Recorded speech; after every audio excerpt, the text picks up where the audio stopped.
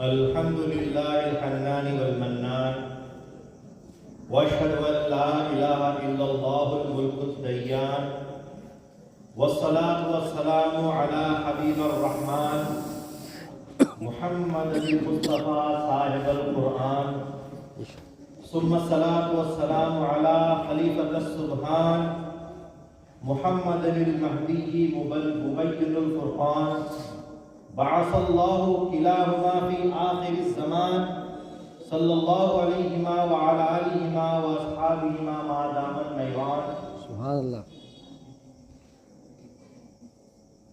اما بعد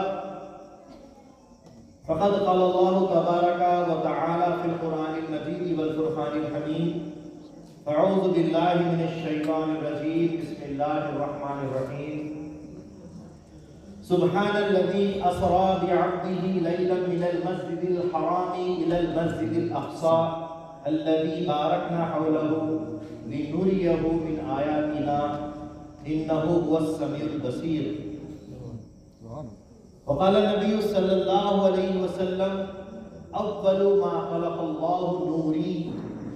وقال میرا مہدی موعود علیہ السلام ما مذہب عاشقاں آوردیں. صدق اللہ العظیم وصدق رسولہ النبی الکریم وصدق المہدی الموعود علیہ السلام والتسلیم. ساری تعریف، ساری کی ساری حمد و ثنا، ساری اچھائیاں، ساری بڑائیاں اس پاک پروردگار کے لیے سزاوار ہے جو رب العالمین ہے. درود و سلام ہو خاتمین محمدین کریمین علیہم السلام پر اور آپ دو کی تمام ذریات پر. محترم المقام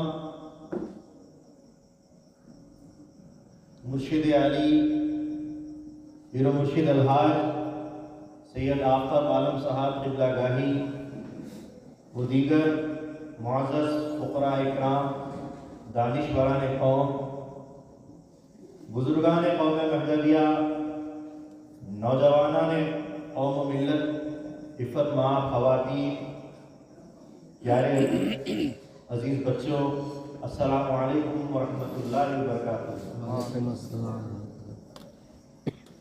حاضرین گرامی، جیسا کہ پیشرو شاعر نے بڑا اچھا کہا ہے کہ عشق والوں پہ ظاہر ہوا راز معراج کی رات کا. سبحان اللہ سبحان اللہ. تو اسی عشق کی بات کرتے ہوئے، معراج کی بات کرتے ہوئے میں اپنی بات کا آغاز کرتا ہوں. حاضرین گرامی، حضرت باقر منظور صاحب علیہ رحمہ کا بڑا اچھا شعر معراج کے اوپر یاد آ رہا ہے، آپ کے گوش گزار کرتا ہوں کہ معراج کیا ہے، معراج کیا ہے دعوت دیدار کبریا. بے شک. معراج کیا ہے دعوت دیدار کبریا، ہے روح عرش مرکز انوار کبریا. محبوب میزبان ہے مہمان ہے حبیب. سبحان اللہ. محبوب میزبان ہے مہمان ہے حبیب، اللہ ذو فشائی دربار کبریا. سبحان اللہ سبحان اللہ. حاضرین گرامی، شب معراج در حقیقت ایک بہت بڑا وسیع عنوان ہے اور جس کے اندر کئی ایک ہمہ قسم کے واقعات اور موضوعات عناوین چھپے ہوئے ہیں.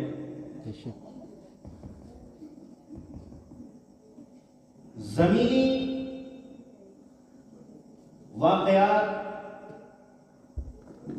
آسمانی واقعات، آسمان سے پرے عرش کے واقعات، عرش سے بھی آگے سدرہ کے واقعات، سدرہ سے بھی آگے جنت اور دوزخ کے واقعات، اس سے بھی آگے قاب قوسین کے واقعات، خدا کے دیدار کے واقعات، خدا کے تحفے کے واقعات. کافی ایک واقعات کا مجمع ہے شب معراج.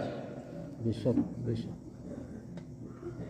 ढेरों अनावीन उन्वानात मौज़ूआत उसके अंदर छुपे हुए हैं, और ये सब कुछ हुआ है एक रात के एक लम्हे में। क्या बात, रात के एक लम्हे में इतनी सारी चीजें हो गई, जिसमें अल्लाह तबारक व तआला ने अपने जो सो हबीब की दावत भी कर ली, जिसमें अल्लाह तबारक व तआला ने नमाजों की जो सो अदायगी भी दे दी, जिसमें अल्लाह तबारक व तआला ने सारी कायनात को रसूलुल्लाह सल्लल्लाहु अलैहि वसल्लम का दीदार करवाया और हुजूर को सारी ममलिकत उनकी बताई, और सब कुछ हुआ एक लम्हे में। ये मोजेज़ा नहीं तो और क्या है? क्या है? सुभान, बेशक हुजूर के कई एक मोजेज़ात है, लेकिन ये भी एक बहुत बड़ा मोजेज़ा है।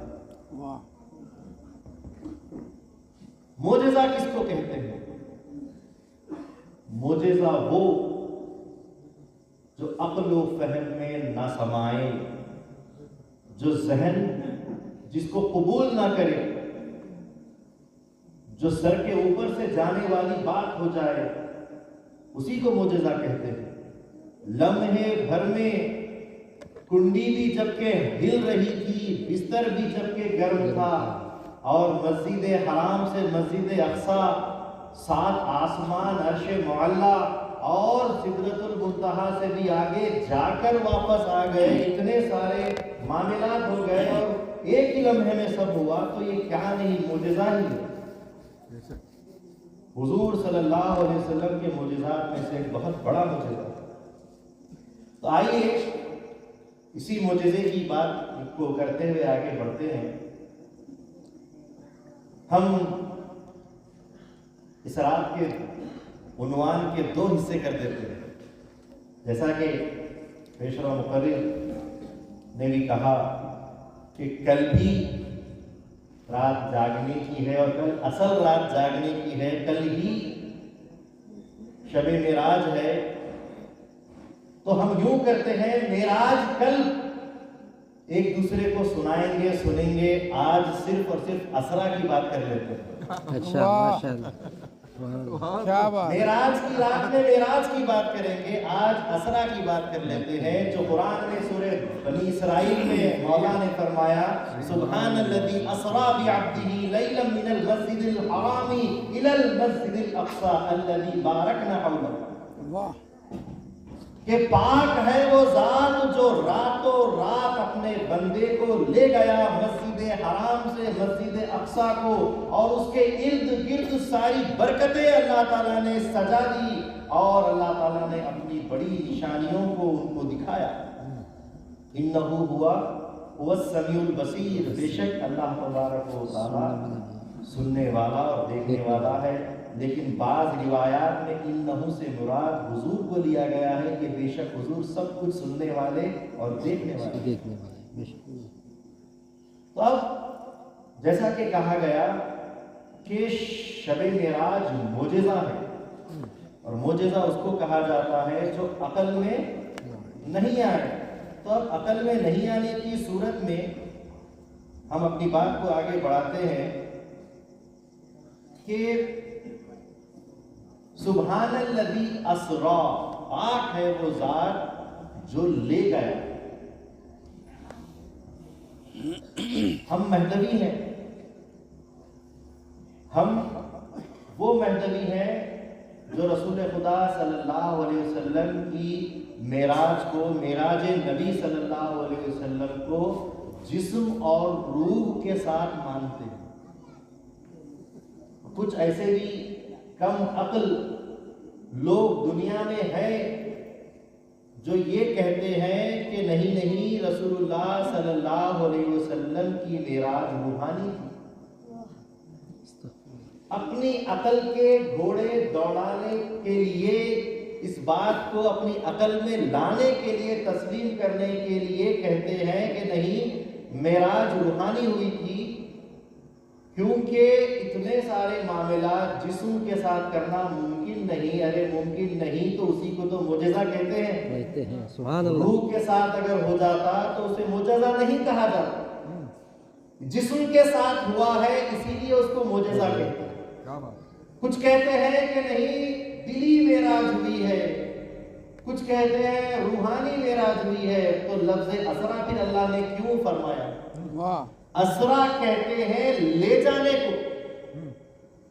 سبحان الذی، پاک ہے وہ ذات، الذی وہ ذات، اسرا جو لے گیا. لے جانے جب روح کی بات تھی تو روح کو لے جانے کی ضرورت نہیں. روح قید ہی نہیں رہتی ہے جس کو لے جانا پڑتا ہے. روح آزاد ہوتی ہے، وہ جہاں کہیں جانا چاہے جاتی ہے، آتی ہے. ہماری آپ کی روح جب ہم سوتے ہیں اپنے بستر پہ تو خواب کی دنیا میں روح کہاں کہاں نہیں چلے جاتی، اور جب جیسے ہی بیدار ہونے کی باری آتی ہے تو فوراً روح واپس آ جاتی ہے. ہماری تمہاری روح سیر کرتی ہے اور اس کے لیے کوئی حد نہیں ہے، کوئی لے جانے والا نہیں ہے. تو رسول اللہ صلی اللہ علیہ وسلم کی جو سیر ہوئی ہے، جو معراج ہوئی ہے، روحانی کیسے؟ جبکہ خدا تعالیٰ نے وضاحت کے ساتھ فرمایا ہے اسرا لے گیا، اور لے جانا روح کو ضرورت نہیں ہوتا، جسم کے لیے ضروری. پھر اس کے بعد اللہ تعالیٰ نے فرمایا اب سبحان الذی اسرا بعبدہ، اللہ تعالیٰ اپنے بندے کو لے گیا. اور عبد کا جو صحیح معنی ہوتا ہے، عبد کا اطلاق جو صحیح ہوتا ہے وہ روح اور جسم کے اوپر ہوتا ہے. عبد اسی کو کہیں گے جو روح اور جسم دونوں رکھتا ہے، صحیح بھی دکھتا. اسی کو عبد کہیں گے. تو اب معلوم یہ ہوا کہ رسول اللہ صلی اللہ علیہ وسلم کی معراج بجسم بروح دونوں کے ساتھ کروائی گئی. کسی اور دلائل اور دقائق کی ہم کو ضرورت نہیں ہے. قرآن کی یہی آیت ہمارے لیے دلیل بن رہی ہے. سبحان الذی اسرا بعبدہ. اب آگے ایک لفظ اللہ تعالیٰ نے فرمایا لیلن. لیلن فرمایا، لیلن کہ رات کے ایک حصے میں. اگر روحانی معراج ہوتی تو زمانوں سے روح پاک ہے. ظرف زمان، ظرف مکان، یعنی کہ جگہ سے، وقت سے روح پاک ہوتی ہے. لیکن جسم کے لیے وقت اور جسم کے لیے جگہ طے ہے. اسی لیے اللہ تبارک و تعالیٰ نے فرمایا کہ رات کے ایک حصے میں اپنے بندے کو لے جانے والا لے گیا. اللہ تعالیٰ لے گیا. تو یہ جو لیلم ہے یہ خود دلیل دے رہا ہے کہ وقت کو مقرر کیا جا رہا ہے. رات کے حصے کو مقرر کرنا آپ کی عبدیت کے اوپر دلالت کرتا ہے کہ آپ بجسم بروح اللہ تبارک و تعالیٰ کے دیدار کے لیے، معراج کے لیے لے کر گئے. اس کے بعد پھر اللہ تبارک و تعالیٰ نے اور بھی وضاحت کے ساتھ ارشاد فرمایا من المسجد الحرام الى المسجد الاقصى. مسجد حرام سے مسجد اقصی کی طرف یہاں پر بھی جگہوں کو طے کیا جا رہا ہے کہ ایک جگہ سے دوسری جگہ پر اللہ تعالیٰ لے گیا ہے. تو جگہوں کی خصوصیت یہ دلیل بن رہی ہے کہ رسول خدا صلی اللہ علیہ وسلم بجسم معراج کو لے کر گئے. آپ کو لے جایا گیا، بجسم آپ معراج کیے ہیں.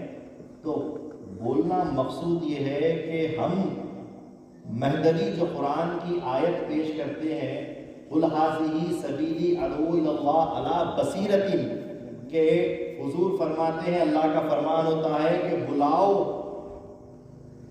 اللہ تعالیٰ کے دیدار کی طرف، یہ میرا راستہ ہے. میں بھی اور وہ بھی جو میرے بعد آئے گا، تو یہ دیدار کے راستے میں اللہ کے نبی صلی اللہ علیہ وسلم نے جو بصیرت کی دعوت دی ہے وہ دنیا میں بھی دی ہے. اور آپ بجسم جا کر بتائے ہیں کہ سر کی آنکھوں سے اللہ تعالیٰ کا دیدار ممکن ہے.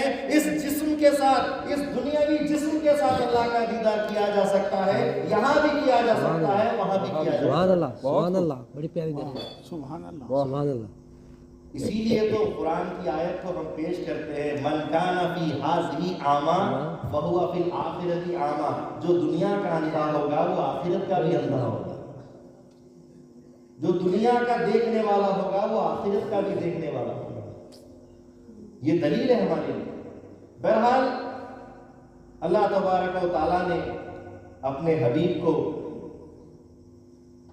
معراج کی رات جو 27ویں رجب ہے، اس رات کو اللہ تبارک و تعالیٰ حضور پاک صلی اللہ علیہ وسلم کو سیر کرانے کے لیے، اپنا دیدار کرانے کے لیے راتوں رات لے گیا، من المسجد الحرام الى المسجد الاقصی۔ حاضرین گرامی، حدیث پاک میں رسول خدا صلی اللہ علیہ وسلم ارشاد فرماتے ہیں، اول ما خلق اللہ نوری، اللہ تبارک و تعالیٰ نے سب سے پہلے میرے نور کو پیدا فرمایا ہے۔ تو سب سے پہلے اللہ تعالیٰ کا نور، اور اللہ تعالیٰ کے نور سے ہی ایک نور حضرت محمد نبی صلی اللہ علیہ وسلم کا نور بنایا گیا ہے۔ سب سے پہلے اللہ کا نور تھا۔ حدیث قدسی میں خود اللہ تعالیٰ فرماتا ہے، لولا کلما خلقت الافلاک، اے محمد صلی اللہ علیہ وسلم اگر آپ نہیں ہوتے تو میں کچھ بھی پیدا نہیں کرتا۔ آپ وجہ تخلیق کائنات ہیں، آپ کی ہی وجہ سے سب بنایا گیا، اور آپ ہی سے بنایا گیا، اور آپ ہی کے لیے بنایا گیا۔ سبحان اللہ، سبحان اللہ۔ آپ کی وجہ سے بنا، آپ کے لیے بنا، آپ سے ہی بنے ہیں سارے۔ بے شک ہم آپ دنیا کی چھوٹی سی چھوٹی چیز، ذرہ ذرہ حضور کے نور کا حصہ ہے۔ تو اللہ تبارک و تعالیٰ نے وہ نور کو ایک طاق میں رکھا، اللہ نور السماوات والارض مثل نورہ کمشکاۃ فیہا مصباح۔ اللہ تعالیٰ زمین و آسمان کا نور ہے، اور اس کی نور کی مثال ایک طاق میں رکھا ہوا ایک چراغ ہے۔ روایات بتاتی ہے کہ اللہ تبارک و تعالیٰ نے ایک نور کو بنایا، اور اس نور کو اللہ تبارک و تعالیٰ نے ایک طاق میں رکھا، اور ایک زمانے تک اللہ تعالیٰ اس نور کا دیدار کرتا گیا، اور پھر اس نور کی خاطر ایک کائنات اسی نور سے بنائی، اور پھر اس کائنات کو اللہ تعالیٰ نے وضع کیا، جمایا، ہر جگہ پھیلایا، اور پھر آدم علیہ السلام کو پیدا کیا۔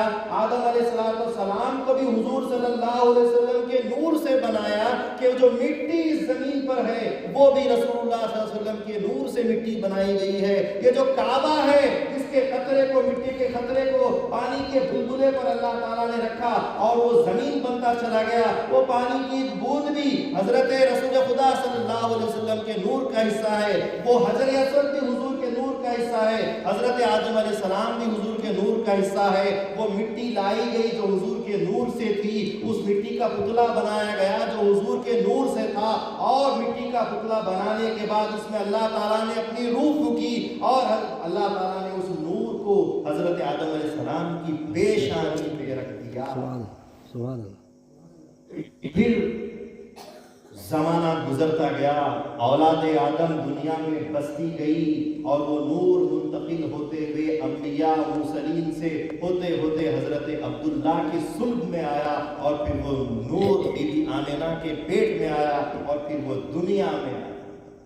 جب وہ نور دنیا میں آیا تو وہ نور بشری بن کے آیا، وہ نور جو بشر کی صورت میں آیا، اور پھر ایک وقت تک اللہ تبارک و تعالیٰ نے اس کو دنیا میں رکھا، اس کا ایک مقام بنایا۔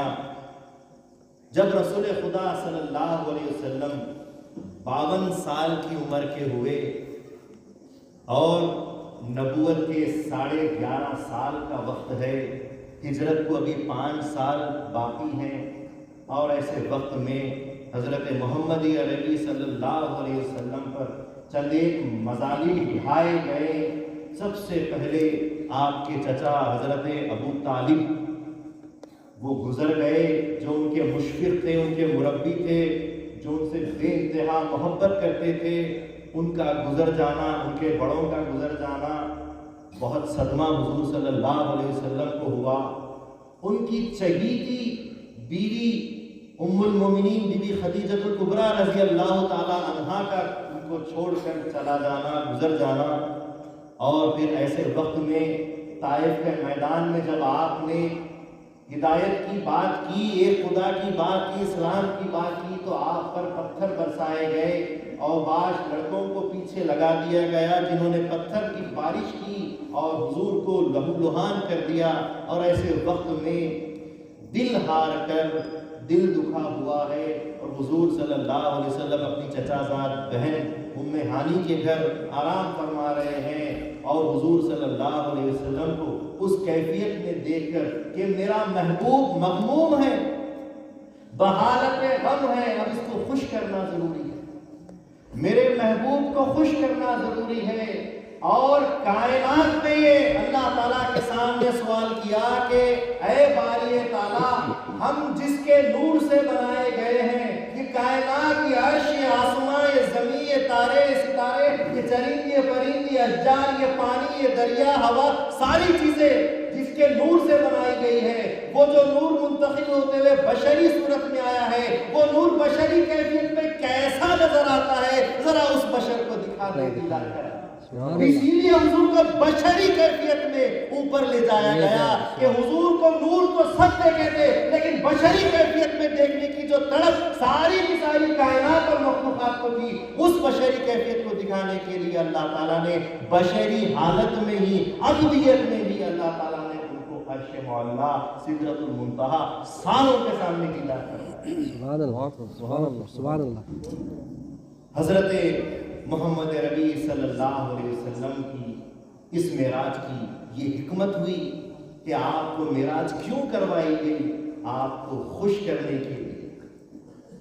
ساری کائنات، بلکہ اس کائنات کا بانی و خالق بھی حضور کا عاشق، اللہ تعالیٰ بھی محبوب خدا صلی اللہ علیہ وسلم سے عشق کرتا تھا، اور وہ خدا تعالیٰ کی عشق کی انتہا یہ ہے کہ وہ خود محمد ربی صلی اللہ علیہ وسلم پر درود پڑھتا تھا اور پڑھواتا تھا۔ وہ خدا تعالیٰ نے جو یہ فرماتا ہے عام انسانوں سے فَاذْكُرُونِي أَذْكُرْكُمْ، تم میرا ذکر کرو میں تیرا ذکر کرتا ہوں، وہ محبوب خدا صلی اللہ علیہ وسلم سے کس قدر عشق کرتا ہوگا۔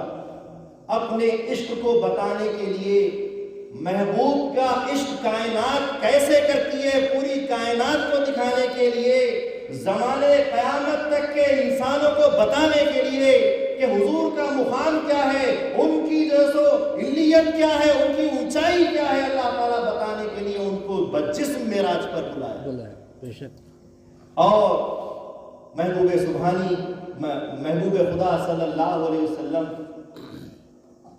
جب اپنے بستر پر آرام فرما رہے تھے تو ایسے میں اللہ تبارک و تعالیٰ نے حضرت جبریل امین علیہ السلام کو فرمایا، اے جبرائیل، آج ہمارے محبوب کو ہم سے ملاقات کے لیے لے آؤ، ہم ہمارے محبوب کی ملاقات کے مشتاق ہیں، ہم ہمارے محبوب کی ملاقات کے مشتاق ہیں، انہیں ہمارے پاس لے آؤ۔ تو حضرت جبریل امین علیہ السلام نے عرض کی، یا باری تعالیٰ ابھی لے آؤ؟ کہا کہ نہیں، کچھ تیاری کرو، اور رات کے حصے میں ان کو لے آؤ۔ رات کو چنا گیا، یہ رات بڑی خاص بات ہے۔ رات میں حضرت گرامی، کوئی بھی کام، کوئی بھی سفر اگر کرنا ہو تو اس کے لیے کوئی بھی دن کا وقت مقرر کرتا ہے، دن کے وقت کو چنتا ہے کہ دن کے وقت کام روشنی میں آسانی سے ادا ہو جاتا ہے، دن کے وقت میں کام آسانی سے ہوتا ہے۔ لکھنے کے لیے بیٹھتے ہیں، اندھیرے میں بیٹھیں گے؟ لکھنا پڑھنا ہو تو روشنی کی ضرورت ہے، کسی کو دیکھنا ہو، پہچاننا ہو، کوئی ملنے آیا ہو تو چہرے کی پہچان کے لیے روشنی کی ضرورت ہے۔ اس نور کے ساتھ ایک اطراف میں بھی نور ہونا چاہیے، آنکھوں میں بھی جوت ہونی چاہیے، اطراف میں بھی روشنی جوت ہونی چاہیے، تب کسی کی پہچان ہوتی ہے۔ رسول خدا صلی اللہ علیہ وسلم کو ساری کائنات کے سامنے پیش کیا جا رہا ہے، ان کا دیدار ساری کائنات کو کروایا جا رہا ہے، اور رسول خدا صلی اللہ علیہ وسلم کو رات کے وقت لے جانے کی بات ہو رہی ہے۔ یہ عجب بات ہے کہ رات کے حصے میں، اور رات بھی کیسی؟ چلیے قرآن کی روح سے کہ رات کو طے کر دیا گیا تو سورج ختم ہو گیا، دن ختم ہو گیا، لیکن رات بھی کون سی رات؟ 27ویں رجب کے جس وقت چاند بھی نہیں ہوتا، چاند کی روشنی بھی نہیں ہوتی، تو اللہ تبارک و تعالیٰ کو در حقیقت ایک اور معجزہ یہاں بتانا مقصود تھا کہ میرا محبوب وہ ذات ہے، وہ شان والا ہے کہ نہ اس کو سورج کی روشنی کی ضرورت ہے، نہ اس کو چاند کی روشنی کی ضرورت ہے، بلکہ جب اس کی سواری نکلتی ہے تو اس کی ذات سے سارا زمانہ روشن ہو جاتا ہے۔ سبحان اللہ۔ اسی لیے اس شاعر نے کہا ہے کہ کیا ہے وہ آپ شعر پڑھے تھے نا، جاوید بھائی من وجهك المنير لقد نور القمر لا يمكن السماء كما كان حقه بعد خدا بزرگ تو ہی قصہ مختصر یا صاحب الجمال و یا سید البشر من وجهك المنير لقد نور القمر لا يمكن السماء كما كان حقه بعد خدا بزرگ تو ہی قصہ مختصر، کہ ہم تمہاری شان کیا بیان کرے کہ تم سے چاند اور سورج روشنی پاتے۔ سبحان اللہ۔ تم کو چاند اور سورج کی روشنی میں لے جانا نہیں بلکہ وہ خود روشن ہے تو تمہارے نور سے روشن کیے، تو رات کے اس حصے میں لے جانا۔ اللہ تعالیٰ نے قرآن میں بھی بتایا الذی بارکنا حولہ، کہ اللہ تعالیٰ نے اس کے اطراف برکتیں نازل کر دی ہے، برکتیں سجا دی ہیں، کیونکہ جب محبوب آ رہا ہے تو ہر چیز کو سجا دیا گیا اور ان کی روشنی سے ہی ساری سجاوٹ۔ بے شک، سبحان اللہ۔ سبحان اللہ۔ تو اب رات کے حصے کو جو چنا گیا، جبریل امین علیہ السلام سے کہا گیا، اللہ نے فرمایا کہ کچھ تیاری کر لو اور اس کے بعد پھر رات کے حصے میں ان کو لے آنا۔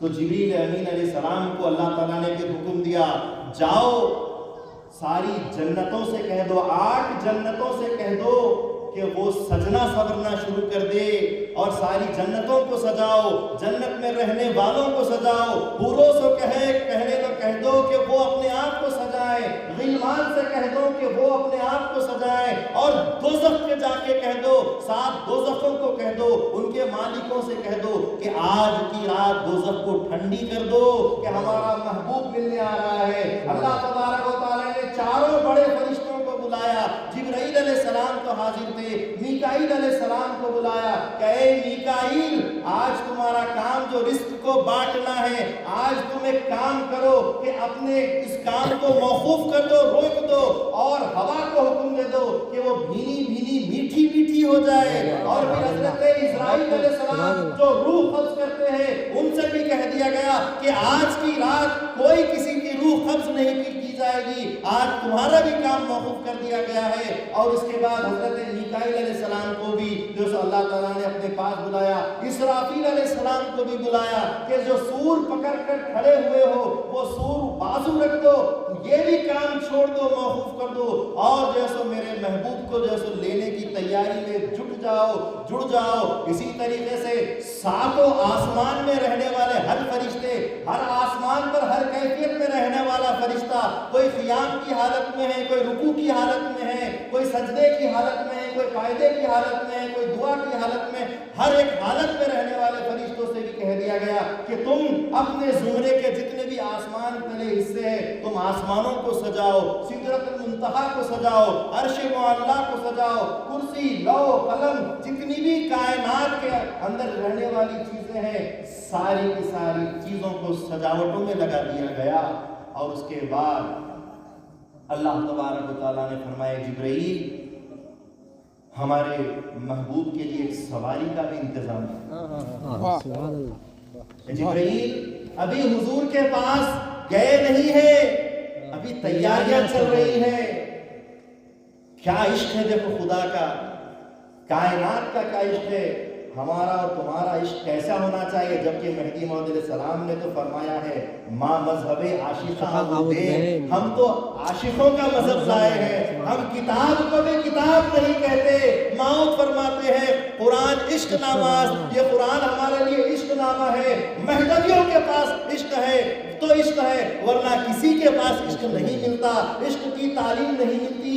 دین سارا کا سارا عشق ہے، حضور سارے کے سارے عشق ہے، اور سارا کا سارا زمانہ ہمارے لیے مہدویوں کے لیے عشق ہی عشق ہے. ہم جدھر دیکھتے ہیں، جس سے ملتے ہیں، جو چاہتے ہیں، ہم سب ساری کی ساری چیزیں عشق کی بنا پر چاہتے ہیں. یہاں تک کہ ماؤد نے فرمایا از خدا جز خدا مطلب خدا سے خدا کے سوائے کچھ نہ مانگو. یہی عشق کی حقیقت ہے. اسی میں فلاح ہو جاؤ، اسی میں بقا ہو جاؤ. یہی ہماری حقیقت ہے. ہمارا پیدا ہونا خدا کے لیے ہوا ہے، خدا کے دیدار کے لیے ہوا ہے. یہ عشق کی ذات ہے جو اللہ تعالیٰ نے زمین پر اتاری ہے کہ وہ خود یہاں محنت کر کے عالم ناسوتی میں محنت کر کے عبادت کے ذریعے سے اللہ کے عشق کو پورا کرے، اس عشق کے امتحان میں کامیاب ہو، اور پھر اللہ تعالیٰ کے پاس وہاں عاشقوں میں اس کا شمار ہو جائے. سبحان اللہ سبحان اللہ. یہ صرف اور صرف اول تا آخر عشق کی بات ہے اور محبوب کی بات ہے. اور اللہ تعالیٰ اپنے عشق کو کمال پہ پہنچاتے ہوئے محبوب کو تیار کر کے لانے کے لیے ایک بڑی جو سو جماعت کو تیار کر رہا ہے. ایک بارات تیار کی جا رہی ہے، ایک مجمع تیار ہو رہا ہے، ایک جلوس تیار کیا جا رہا ہے. اور اللہ تبارک و تعالیٰ نے فرمایا ہمارے محبوب کے لیے ایک سواری کا بھی انتظام ہو جائے گا. حضرت جبریل امین علیہ السلام کو پھر اللہ تعالیٰ نے حکم دیا کہ اپنے ساتھ 70,000 فرشتے لے لو، اور 70,000 فرشتوں کا وہ جھرمٹ جنت کو گیا.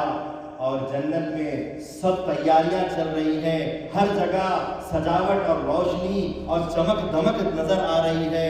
ہر جگہ ایک الگ ہی میٹھی میٹھی خوشبو محسوس ہو رہی ہے. اور اس میں حضرت جبریل علیہ السلام نے فرمایا کہ اللہ تبارک و تعالیٰ نے حضور کی سواری کا انتظام کرنے کا حکم دیا ہے، لہٰذا حضور کی سواری کے لیے جو سو جتنے بھی یہاں پر براق ہیں، 40,000 براق روایت میں بتائے جاتے ہیں. تو 40,000 براق کے درمیان اعلان کیا گیا کہ تم میں سے کون ہے جو حضور صلی اللہ علیہ وسلم کی سواری بننا چاہتا ہے. میں کسی ایک کو سواری بنانے کے لیے لینے کے لیے یہاں آیا ہوں. تو سارے کے سارے براق اپنے آپ کو سجانے لگے، اپنے آپ کو جو سو دکھانے لگے. کوئی اپنے آپ کو چل کر دکھا رہا ہے، کوئی اپنی جو سو مستی کو دکھا رہا ہے، کوئی اپنا چہرہ چمکا رہا ہے، کوئی اپنی چال بتا رہا ہے، کوئی اپنی پیٹھ بتا رہا ہے، کوئی اپنا سینہ بتا رہا ہے. ہر براق اپنے آپ کو جو سو نکھار کر پیش کر رہا ہے کہ مجھے چن لو، میں سب سے اچھی سواری بن سکتا ہوں، مجھے چن لو، میں سب سے اچھا ہوں. حضرت جبریل امین علیہ السلام دیکھ رہے ہیں براق اس جنت کے جانور کا نام ہے جو خچر سے اونچا اور گدھے سے چھوٹا ہوتا ہے. گھوڑے کی مانند اس کی جو سو شباہت اور اس کی جو سو بناوٹ بتائی جاتی ہے، اور اس کو پر لگے ہوئے ہوتے ہیں، اور وہ بجلی کی رفتار سے دوڑا کرتا ہے، اور جہاں نظر اس کی پڑتی ہے وہاں اس کا قدم پڑتا ہے. تو وہ براق کی جو سو پوری ٹولی سامنے اپنے آپ کو پیش کر رہی ہے، اور جو سو لے جانے کے لیے تمنائیں کی جا رہی ہیں کہ مجھے لے لو، مجھے لے لو.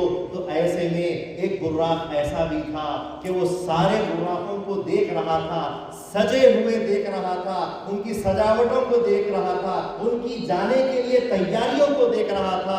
اور وہ سوچنے لگا کہ سب ہی تیار ہو رہے ہیں، آخر میں کون سی تیاری کروں. تو اس نے عشق کی تیاری کی. سبحان اللہ. اس نے عشق کی تیاری کی کہ سب کا ہنسنا اگر مولا کو پسند آ رہا ہے تو کسی کا رونا بھی پسند آئے گا.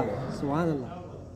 کیونکہ خدا تعالیٰ کے یہاں رونے والی آنکھ کو بہت پسند کیا جاتا ہے. من بکا من خشیت اللہ فحرم اللہ تلک العین علی النار. جو اللہ کی خوف میں اور خشیت میں روتا ہے، اس کی خوشنودگی میں روتا ہے، اس کی تڑپ میں روتا ہے، اللہ تعالیٰ اس آنکھ کو دوزخ پر حرام کر دیتا ہے. تو اللہ تبارک و تعالیٰ دیکھ رہا ہے، اللہ تعالیٰ سے کوئی چیز چھپتی نہیں ہے. ان اللہ خبیر بما تعملون. اللہ تعالیٰ تمہاری ہر عمل کی خبر رکھتا ہے. انہ هو السمیع البصیر. بے شک اللہ ہر چیز سنتا ہے، دیکھتا ہے. اللہ تعالیٰ دیکھ رہا ہے کہ یہ براق کے اندر، براقوں کے اندر ایک الگ باتیں ہو رہی ہیں. کوئی سجا رہا ہے، کوئی ہنسا رہا ہے، کوئی رلا رہا ہے. ایک مدینے کا واقعہ آپ کے سامنے پیش کرتا ہوں جو یاد آ گیا کہ محمود غزنوی بادشاہ جو کہ غزنی کا بادشاہ ہے، تو محمود غزنوی مدینہ منورہ پہنچا، اور مدینہ منورہ پہنچنے کے بعد اس نے اپنے تاج کو اتار دیا، اپنے شاہی لباس کو اتار دیا، اور فقیرانہ لباس پہن کر ایک مشک پانی کا کاندھے پہ رکھ کر مدینے میں رہنے والے زائرین کی خدمت میں لگ گیا۔ بادشاہ وقت ہے، غزنی کا بادشاہ ہے، اور جو ہے سو وہ خدمت میں مدینے میں آنے جانے والوں کی خدمت میں لگ گیا۔ کسی نے اسے دیکھا اور دیکھ کر پوچھا، تم محمود غزنوی ہو؟ میں سچ کہتا ہوں تم محمود غزنوی معلوم ہوتے ہو، تو تم تو بادشاہ ہو، یہ فقیرانہ لباس پہن کر یہاں کیسے؟ کہا کہ جس کے در پر بادشاہت ملی ہے اس کے در پہ تو میں غلام ہی سے ہوں۔ سبحان اللہ، میں غلام ہی ہوں یہاں کا، تبھی تو بادشاہ بنا ہوں۔ یہاں کی غلامی نے ہی مجھے بادشاہت دی ہے، تو اس غلامی کا جو ہے سو سبق پھر سے لینے کے لیے یہاں آیا ہوں، اور جو سو غلامی کے اندر غلام بن کر خدمت کر رہا ہوں۔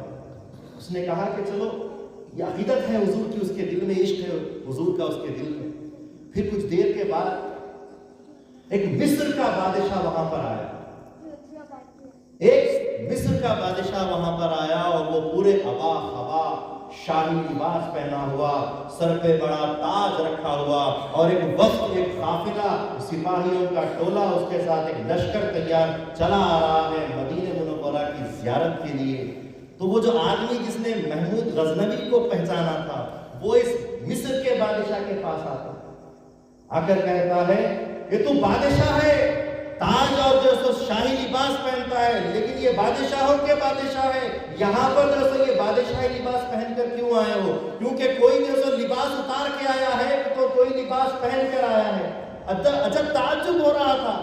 تو مصر کے بادشاہ نے کہا کہ جس نے مجھے بادشاہ بنایا ہے اسے بھی تو دکھا دوں کہ بادشاہ تو نے بنایا ہے، تو اس لباس کو دیدار کرنے کا حق پہلے اس کا ہے۔ سبحان اللہ، یہاں بھی منزل ایک ہے، راستے دو ہے، حضور کی خدمت میں ہی آ رہے ہیں۔ کوئی فقیر بادشاہ فقیر بن کر آ رہا ہے، کوئی بادشاہ بادشاہ بن کر آ رہا ہے، لیکن آ رہا ہے انہی کے در پہ۔ اسی طریقے سے کوئی براق خوش ہو کر اس منزل پر جانا چاہتا ہے، کوئی رو رو کر اس منزل پر جانا پڑتا ہے، لیکن جانا سب کو اسی منزل پر ہے۔ سواری بننا حضور کی سب کو مقصود ہے۔ تو لہذا جب یہ باتیں ہونے لگی تو اللہ تبارک و تعالیٰ نے اس رونے والے براق پر نظر ڈالی اور جبرائیل علیہ السلام کو حکم دیا، اے جبرائیل اس براق کو سواری بنا لو، ہم نے اسے پسند کر لیا۔ کیا بات ہے، سبحان کسی کا اللہ، سجنا پسند نہیں آیا مگر اس کا رونا پسند آیا۔ پسند آ گیا۔ لہذا جیسے اس براق کو پسند کیا گیا، اس سواری کے لیے بنا لیا گیا، اللہ تعالیٰ نے فرمایا اے جبرائیل 70,000 فرشتے تمہارے ساتھ ہیں، میں میکائیل کو 70,000 فرشتوں کے ساتھ بھیجتا ہوں، میں جو سو اسرافیل کو 70,000 فرشتوں کے ساتھ بھیجتا ہوں، جتنے بھی اولو العزم اللہ کے یہاں بڑے فرشتے، تمام فرشتوں کو 70,000 فرشتوں کے ساتھ اللہ تعالیٰ بھیج رہا ہے۔ تو گویا 2,80,000 فرشتوں کا مجمع ہو گیا۔ 7 4 28 2,80,000 فرشتوں کا مجمع جمع ہو گیا اور حضور صلی اللہ علیہ وسلم کے در پہ پہنچا۔ رسول خدا صلی اللہ علیہ وسلم کے در پہ پہنچا، اور پہنچنے کے بعد جبرائیل علیہ السلام حیران پریشان کہ اب کیا کروں، کیونکہ قرآن میں سورہ حجرات میں اللہ تعالیٰ نے ارشاد فرمایا ہے ان الذین ینادونک من وراء حجرات اکثرهم لا یعقلون۔ اے نبی صلی اللہ علیہ وسلم، جو آپ کے گھر کے پیچھے سے آپ کو آواز دے کر پکارا کرتے ہیں وہ حقیقت میں عقل نہیں رکھتے، تو حضور کے دربار میں آ کر ان کو آواز دینا، ان کو پکارنا گویا کہ گستاخی ہو جائے گی، تو کیسے پکارو؟ پھر سورہ حجرات کی دوسری آیت ان کو یاد آئی، لا ترفعوا اصواتکم فوق صوت النبی، کہ نبی کی آواز پر اپنی آوازیں بلند نہ کرو۔ آخر حضور کو نیند سے بیدار کروں تو کیسے کروں؟ اور جیسا مضطرب حالت ہے، ادھر حکم خدا ہے کہ میرے محبوب کو لے آؤ، اور ادھر ادب مصطفیٰ ہے کہ حضور کے گھر کیسے جاؤں، حیران پریشان پریشان ہو گئے. اتنے میں مولا کا حکم آیا, اے جبرائیل تم چھت کھول کر کیوں نہیں اتر جاتے گھر میں؟ تم ام ہانی کا چھت کھول کر کیوں نہیں اتر جاتے گھر میں؟ کیونکہ یہ حضور کا گھر نہیں, ان کی چچا زاد بہن کا گھر ہے. حضور کا گھر ہوتا تو ادب ملحوظ ہوتا, لیکن اب یہ حضور کی چچا زاد بہن ام ہانی کا گھر ہے, لہذا تم چھت کھولو اور میں تمام فرشتوں کی جماعت کے نیچے اتر جاؤ.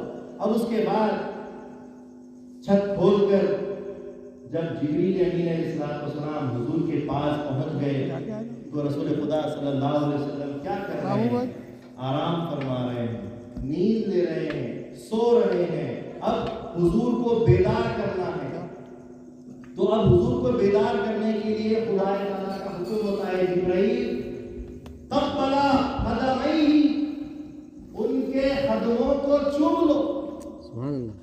حضرت گرامی, یہاں پر جبریل امین علیہ السلام اپنی مرضی سے حضور کو بیدار نہیں کر رہے ہیں, بلکہ اللہ تبارک و تعالیٰ نے حضرت جبریل امین علیہ السلام کو حکم دیا کہ جبرائیل حضور کے قدموں کو چوم لو. معراج اس لیے بھی حضور صلی اللہ علیہ وسلم کو کروائی گئی تاکہ حد جبرائیل اور حد مصطفیٰ بھی پتہ چل جائے. سبحان اللہ. جبرائیل, لوگ جو کہتے تھے کہ جبرائیل پڑھاتے تھے اسی لیے حضور پڑھا کرتے تھے, جیسا کہ آیت پیش کرتے ہیں کہ غار حرا میں حضور صلی اللہ علیہ وسلم کے یہاں جبرائیل آئے اور کہا اقرا, پڑھو. تو دیکھو جبرائیل پڑھا رہے ہیں اور حضور پڑھ رہے ہیں, لیکن آگے نہیں پڑھتے. اقرا بسم ربک الذی خلق, تمہارے رب کے نام سے پڑھو جس نے تم کو پیدا کیے. میں نہیں پڑھا رہا ہوں, آپ کے رب کے نام سے آپ پڑھی. تو جبریل امین علیہ السلام کا مقام بھی یہاں ظاہر ہو جائے کہ جبرائیل کیا ہے اور حضور صلی اللہ علیہ وسلم کی شان کیا ہے. حضرت گرامی, ایک مرتبہ جبریل امین علیہ السلام آیات قرآنی حضور صلی اللہ علیہ وسلم کے پاس لاتے ہیں جو حروف مقطعات ہیں, الف لام میم, ایسے اور بھی جو نون ہے, صاد ہے, وغیرہ وغیرہ, سارے جو ہے سو حروف مقطعات کہلاتے ہیں. تو یہ حروف حضور کے پاس لے کر آئے اور کہا الف, حضور نے فرمایا میں سمجھ گیا. کہا لام, فرمایا میں سمجھ گیا. کہا میم, فرمایا میں سمجھ گیا. کہا عین, فرمایا میں سمجھ گیا. کہا قاف, صاد, جتنے بھی حروف تھے حضور صلی اللہ علیہ وسلم کے جب پیش کیے گئے تو حضور صلی اللہ علیہ وسلم ہر حرف کے بعد فرماتے ہیں میں سمجھ گیا.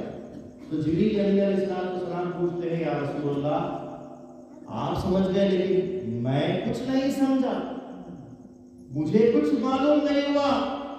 آپ سب سمجھ گئے لیکن مجھے کچھ معلوم نہیں ہوا. لوگ کہتے ہیں جبرائیل پڑھاتے تھے, جب پڑھا رہے ہیں تو خود سمجھ نہیں رہے ہیں.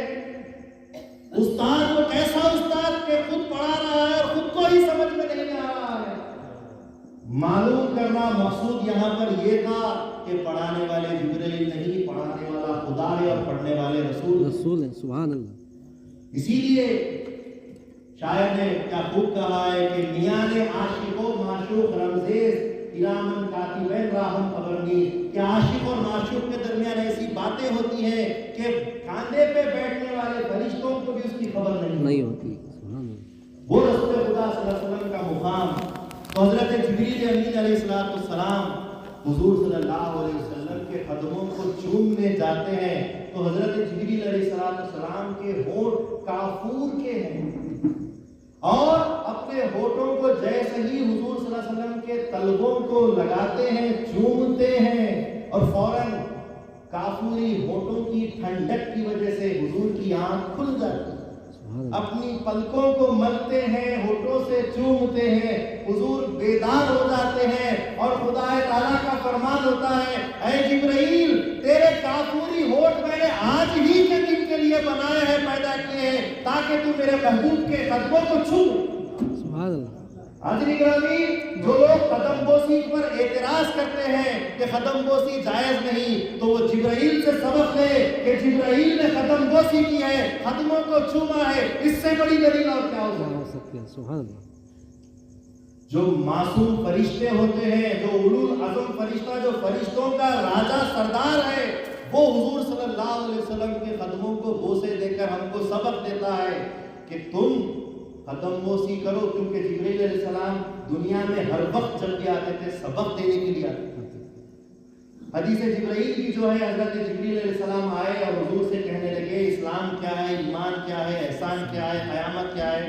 سارے جوابات دینے کے بعد جب جانے لگے تو حضور نے پوچھا کون تھے جانتے ہو؟ کہا کہ اللہ اور اس کے رسول بہتر جانتے۔ حضور فرماتے ہیں جبرائیل تھے جو تم کو تمہارا دین سکھانے کے لیے آئے ہیں۔ تو جبرائیل دنیا میں جب بھی آتے ہیں ہم کو دین سکھانے کے لیے آتے ہیں، اور آج بھی آج کی رات میں جو جبرائیل آئے ہیں وہ قدم کو سیکھیے، قدموں کو چومے، وہ ہم کو تعلیم دینے کے لیے آئے ہیں کہ حضور صلی اللہ علیہ وسلم کے قدموں کو چومنا، قدم بوسی کرنا باعث برکت اور ہمارے جینے کی اہمیت بڑھا دیتا ہے۔ بے شک سبحان اللہ۔ حضرت گرامی، حضرت جبرائیل علیہ السلام چومتے ہیں، حضور بیدار ہو جاتے ہیں اور پوچھتے ہیں جبرائیل کیا بات ہے؟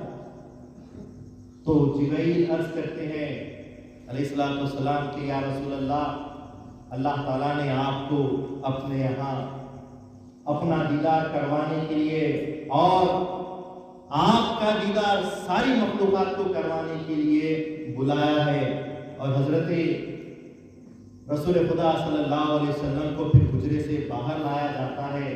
حضور دیکھتے ہیں کہ سارا مجمع، سارا قافلہ موجود ہے، اور براق کو آگے لایا جاتا ہے، اس پر زین باندھی جاتی ہے۔ حضرت اسرافیل علیہ السلام زین پکڑتے ہیں، حضرت میکائیل علیہ السلام لگام پکڑتے ہیں، حضرت جبرائیل علیہ السلام رکاب پکڑتے ہیں، اور حضور کے قدموں کو اپنے ہاتھ میں رکھتے ہوئے ان کو سواری پر بٹھاتے ہیں، اور پھر وہ سواری سب سے پہلے مسجد حرام پر پہنچتی ہے۔ مسجد حرام پہنچتی ہے، اور وہاں پر جانے کے بعد دیکھیے مہمان نوازی کیسی ہوتی ہے۔ رکا دے دیا گیا مہمان کے پاس کہ آپ آئیے، پھر سواری بھی بھیج دی گئی مہمان کے پاس کہ سواری پہ آئیے۔ اب اس کے بعد جب مہمان کو بلایا جا رہا ہے تو تیاری بھی اس کی کروائی جا رہی ہے۔ حضور صلی اللہ علیہ وسلم کو پھر وہاں پر مسجد حرام کے پاس لے جایا گیا، اور پھر حضور صلی اللہ علیہ وسلم کے یہاں چند ایک فرشتے آئے، ایک سونے کا تشت لے کر جس کے اندر ایمان کا پانی لبریز بھرا ہوا تھا، اور وہ تشت لا کر حضور صلی اللہ علیہ وسلم کا سینے مبارک چاک کیا جاتا ہے، اور ان کا دل انور، دل اطہر نکالا جاتا ہے، اور ایمان کے پانی سے اس دل کو دھویا جاتا ہے، اور پھر سینے میں واپس رکھ کر سینہ واپس بند کر دیا جاتا ہے، اور پھر آب زمزم لایا جاتا ہے، اور حضور صلی اللہ علیہ وسلم کو آب زمزم سے غسل دیا جاتا ہے، اور پھر آب کوثر لایا جاتا ہے، حضور صلی اللہ علیہ وسلم کو کوثر سے وضو کروایا جاتا ہے، پھر جنت سے خاص جنتی لباس، پرتکلف لباس لایا جاتا ہے، اور جنتی لباس رسول خدا صلی اللہ علیہ وسلم کو پہنایا جاتا ہے۔ اتنی پرتکلف ساری چیزیں کی جا رہی ہیں، کیونکہ دعوت بھی تو بڑی ہے، بلانے والا بھی تو بڑا ہے، جانے والا بھی تو شان والا ہے، تو ساری شان و شوکت کو باقی رکھنے کے لیے ایک پوری بڑی تیاری عمل میں لائی جا رہی ہے۔ اور اس کے بعد رسول خدا صلی اللہ علیہ وسلم یہاں سے نکلے اور سیدھا جو سو مسجد حرام سے مسجد اقصی پہنچے۔ حضرت گرامی، مسجد اقصی پہنچنے سے پہلے رسول خدا صلی اللہ علیہ وسلم کی سواری جیسے ہی مسجد حرام سے اڑتی ہے تو رسول خدا صلی اللہ علیہ وسلم مدینہ منورہ جو ان کا مقام ہے اس مقام کے اوپر نظر ڈالتے ہیں، اور سواری لے کر جانے والوں سے کہتے ہیں کہ یہاں سواری کو روکا جائے۔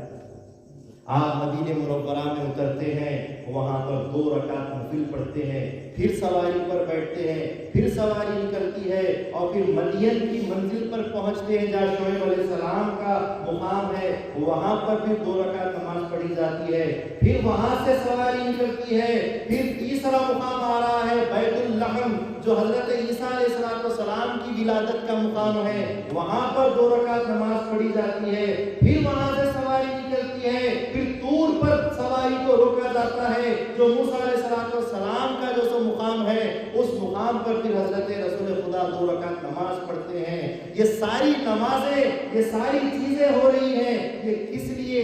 کہ شکر بجا لانے کے لیے کہ اللہ تعالیٰ عزت دے رہا ہے۔ اس سے پہلے کہ خدا کے دربار میں جاؤں، میں خدا کے سامنے اس کا شکر بجا لاتے جاؤں، اور جو پیغمبر گزرے ہیں ان کا جو سو مقام پر میں زیارت کرتے ہوئے ان کی جو سو ان کے پاس نماز پڑھتے ہوئے برکتیں لیتے ہوئے جاؤں، اور اپنی برکتیں وہاں چھوڑتا ہوا جاؤں۔ یہ کرتے کرتے آپ پھر آپ کی سواری بیت المقدس پہنچ۔ اب حاضرین گرامی، بڑا خاص واقعہ بیت المقدس کا ہے، اور یہ ساری چیزیں، اتنا سارا معاملہ ایک رات کے ایک لمحے کے حصے میں ہو رہا ہے۔ بتائیے یہ معجزہ نہیں تو کیا؟ اتنی ساری باتیں ہو رہی ہیں، اتنی ساری جگہوں پر رکا جا رہا ہے، سینہ چاک کیا جا رہا ہے، تیاری ہو رہی ہے، برا کھا رہا ہے، نماز کے لیے جا رہے ہیں، اور جاتے جاتے بیت المقدس پہنچے، جہاں پر سارے آدم علیہ السلام سے لے کر عیسیٰ علیہ السلام تک سارے انبیاء میں جسم کے ساتھ، نبی مکرم صلی اللہ علیہ وسلم ہی جسم کے ساتھ نہیں بلکہ جتنے بھی انبیاء ہیں وہ سارے اپنے جسموں کے ساتھ پوری پرتکلف تیاری کے ساتھ وہاں پر کھڑے ہوئے ہیں اور سید الانبیاء کا استقبال کر رہے ہیں۔ سارے نبیوں کی سواریاں لگی ہوئی ہے، اور رسول خدا صلی اللہ علیہ وسلم کی سواری آتی ہے، براق حضور کا اترتا ہے اور اونٹوں سے باندھ دیا جاتا ہے، اور رسول خدا صلی اللہ علیہ وسلم جیسے ہی مسجد اقصی میں آتے ہیں، انبیاء ان کا استقبال کرتے ہوئے ان کو جگہ دیتے جاتے ہیں، اور جو فرشتوں کا ٹولہ تھا وہ درود اور یا رسول اللہ کے نعرے لگاتے جاتا ہے، اور اس طریقے سے رسول خدا صلی اللہ علیہ وسلم آگے بڑھتے بڑھتے بڑھتے سارے نبیوں سے بھی آگے بڑھ کر آگے چلے گئے، اور حضور صلی اللہ علیہ وسلم سب انبیاء کے ساتھ وہاں پر نماز پڑھتے ہیں، نماز کی امامت کرتے ہیں۔ اب سوال یہ ہوتا ہے کہ حضور صلی اللہ علیہ وسلم کو وہاں پر نماز کیوں پڑھائی گئی؟ سارے نبیوں کو وہاں کیوں جمع کیا گیا؟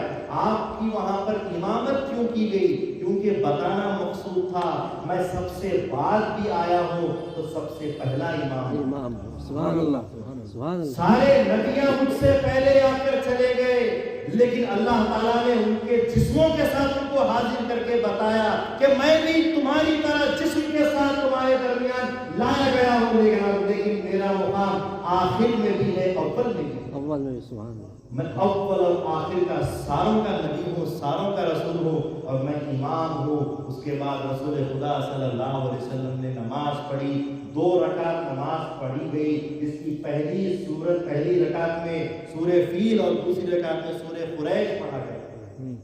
اتنی تفصیل آپ کو کہیں نہیں ملے گی، اتنی تفصیل کے ساتھ کہ حضور صلی اللہ علیہ وسلم نماز پڑھائے، اس کے بعد کون سی رکعت میں کیا سورہ پڑھائے، نماز ختم ہو گئی۔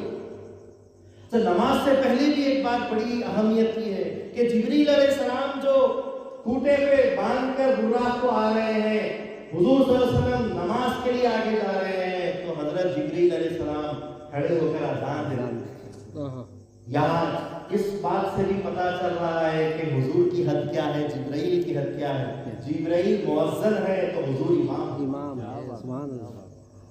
بہرحال نماز ہوئی، نماز کے بعد رسول خدا صلی اللہ علیہ وسلم صدارت کے مقام پر ایک شہنشین پر بٹھا دیے جاتے ہیں، جس طریقے سے آج یہ مجمع ہم کو نظر آ رہا ہے، ایسا ہی ایک مجمع بیت المقدس میں رکھا گیا، ایک جلسہ رکھا گیا، اور اس میں صدارتی مقام پر شہنشین پر رسول خدا صلی اللہ علیہ وسلم تشریف فرما ہوئے، اور اس کے بعد سب سے پہلے آدم علیہ السلام اجازت لے کر خطاب کے لیے کھڑے ہوئے، چند کلمات خطاب میں پڑھے اور آپ کی تکریم میں پڑھے، آپ کی بزرگی میں پڑھے، اور پھر سلام بجا لاتے ہوئے اپنی جگہ بیٹھ گئے۔ پھر ان کے بعد نوح علیہ السلام کے بعد ابراہیم علیہ السلام، سارے نبی آتے گئے، خطاب کرتے گئے، تقریر کرتے گئے، اور پھر اپنی جگہ بیٹھتے گئے، یہاں تک کہ سارے نبیوں نے تقریریں کی، اور اس کے بعد رسول خدا صلی اللہ علیہ وسلم کا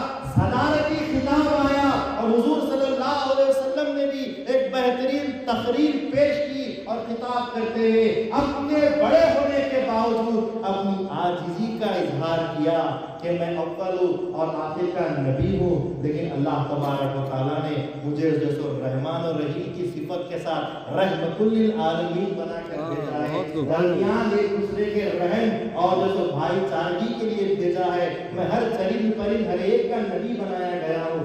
حضور صلی اللہ علیہ وسلم یہ خطاب کرتے ہیں اور پھر خطاب کرنے کے بعد اللہ کے نبی صلی اللہ علیہ وسلم سب سے ودا لیتے ہوئے پھر ایک سیڑھی اوپر سے لائی جاتی ہے اور اس سیڑھی کو کہتے ہیں معراج۔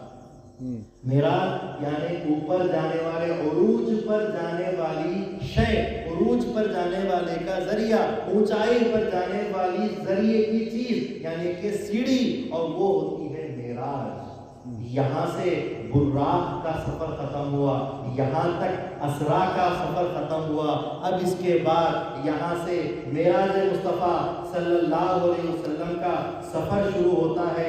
حاضرین گرامی، اب کل انشاءاللہ تبارک و تعالی اسی بات کو آگے بڑھاتے ہوئے اسرا کا سفر ختم کرتے ہوئے کل ہم معراج کی بات کریں گے۔ حاضرین گرامی، کسی شاعر نے کیا خوب کہا ہے، وہ حسن ہے اے سید ابرار تمہارا، اللہ بھی ہے کہ طالب دیدار تمہارا، کیوں دید کے مشتاق نہ ہو حضرت یوسف، اللہ کا دیدار ہے دیدار تمہارا۔ میں اللہ تعالیٰ سے دعا کرتا ہوں کہ اللہ تبارک و تعالیٰ بولنے سننے سے زیادہ ہم کو عمل کی توفیق عطا فرمائے، اور اللہ تعالیٰ نے جس مذہب میں، جس دین میں، دین اسلام میں، مہدویت میں، تصدیق میں ہم کو رکھا ہے، ہم کو اللہ تبارک و تعالیٰ اس تصدیق کے طفیل اللہ تعالیٰ ہمارے ایمانوں کو باقی رکھے، اللہ تعالیٰ ہماری نسلوں میں ایمان باقی رکھے، ہمارے آنے والی نسلوں میں ایمان باقی رکھے، اللہ تعالیٰ ایمان پر زندہ رکھے، ایمان پر خاتمہ کرے، ایمان والوں کے ساتھ ہمارا حشر فرمائے۔ میں اللہ سے دعا کرتا ہوں کہ ربنا هب لنا من لدن ربنا آتنا فی الدنیا حسنۃ وفی الآخرۃ حسنۃ وقنا عذاب النار۔ اے ہمارے پروردگار، ہم کو دنیا کی اچھائیاں دے دے، آخرت کی اچھائیاں دے دیے، اور ہم کو دوزخ کی آگ سے بچائے۔ اللہ تعالیٰ ہم کو اپنے دیدار سے سرفراز فرمائے، آمین۔ وآخر دعوانا ان الحمد للہ رب العالمین۔